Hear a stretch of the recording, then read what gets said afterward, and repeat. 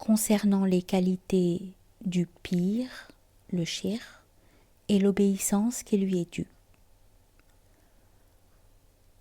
Ô splendeur de la vérité, Hussein-ud-Din, prends une ou deux feuilles de papier et ajoute la description du pire, le shirk. Bien que ton corps délicat n'ait pas de force, cependant sans ton soleil il n'est pas pour nous de lumière. Bien que tu sois devenu la lampe et le verre, tu es cependant le guide du cœur, tu es le bout du fil. Étant donné que le bout du fil se trouve dans ta main et ta volonté, les perles sur le collier du cœur proviennent de ta libéralité. Écris ce qui concerne le pire qui connaît la voie. Choisis le pire et considère-le comme l'essence de la voie. Le pire est comme l'été, et les autres comme le mois d'automne. Les autres sont comme la nuit, et le pire est la lune. J'ai octroyé à mon jeune bonheur, Hussein-ud-Din, le nom de pire, vieux, car il est rendu vieux par la réalité, non par le temps. Il est si vieux qu'il n'a pas de commencement. Il n'y a pas de rival à une telle perle unique. En vérité, le vin vieux devient plus fort. En vérité, le vieil or est plus estimé. Choisis un pire, car sans ce pire, ce voyage est rempli de malheurs, de risques, de dangers. Sans guide, tu es égaré, même sur une route que tu as souvent parcourue. Ne voyage donc pas seul sur une route que tu n'as jamais vue.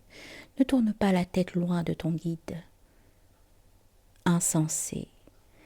Si sa protection n'est pas sur toi, tu seras égaré par le cri de la goule. La goule te détournera de la voie et te jettera dans la destruction. Il y a eu dans cette voie maintes pèlerins plus habiles que toi. Apprends du Coran la perte des voyageurs. Ce qu'Iblis, à l'âme méchante, leur a fait.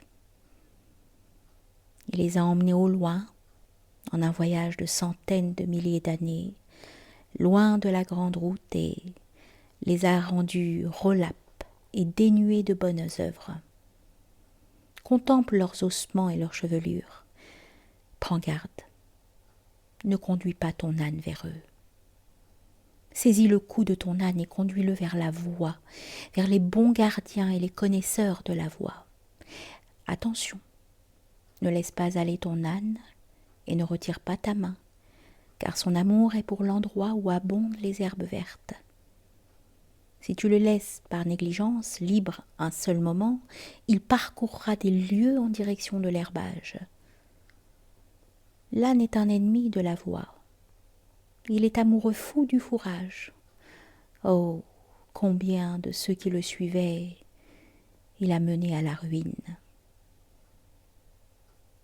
Si tu ne connais pas la voie, quoi que l'âne désire, effectue le contraire.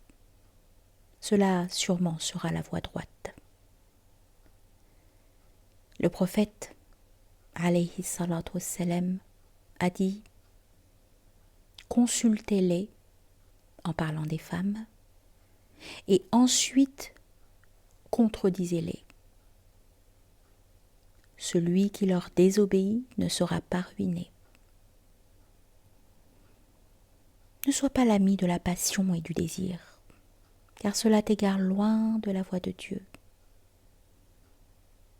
Rien en ce monde ne détruira cette passion, comme la protection de compagnons de route.